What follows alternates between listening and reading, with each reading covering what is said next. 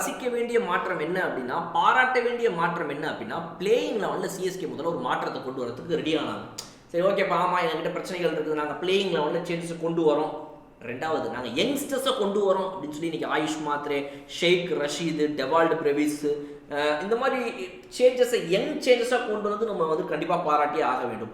அதே நேரத்தில் பார்த்தீங்க அப்படின்னா சென்னை சூப்பர் கிங்ஸை பொறுத்த வரைக்கும் பவர் ஹிட்டர்ஸ் எங்களுக்கு இல்லைங்கிறத புரிஞ்சுக்கிட்டு டெவால்டு பிரவிஸை குர்ஜப்ரீத் சிங்க்கு பதிலாக கொண்டு வந்தது. இந்த மாதிரி விஷயங்களில் தங்களுடைய மிஸ்டேக்ஸ் என்னங்கிறத ரியலைஸ் பண்ணிட்டாங்க, தங்கள் ஸ்குவாடில் என்ன மிஸ்ஸிங்கிறத ஒத்துக்கிட்டாங்கன்றதை நம்மளால் ஈஸியாக புரிஞ்சுக்க முடிஞ்சுது.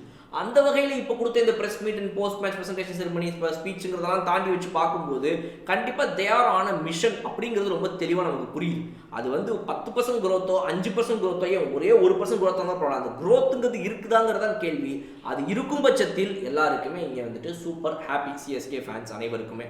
ஸோ அந்த வகையில் தான் நான் இந்த வீடியோ முடிக்கணும்னு நினைக்கிறேன். சிஎஸ்கே இதுக்கப்புறம் எப்படி வந்துட்டு என்ன மாதிரி விஷயங்கள்லாம் அப்ரோச் பண்ணுவாங்கன்றதை விட இந்த எக்ஸ்பெரிமெண்டல் மேட்டர்ஸ் இன்னும் கண்டினியூ ஆகுதாங்கிறத நம்ம கண்டிப்பாக பார்த்தே ஆகணும். எல்லாருக்கும் வாய்ப்புகள் உண்டுன்னு சொல்லியிருக்காங்க. நீங்கள் என்ன நினைக்கிறீங்க அப்படின்றது வந்து கமெண்ட் செக்ஷனில் சொல்லுங்கள்.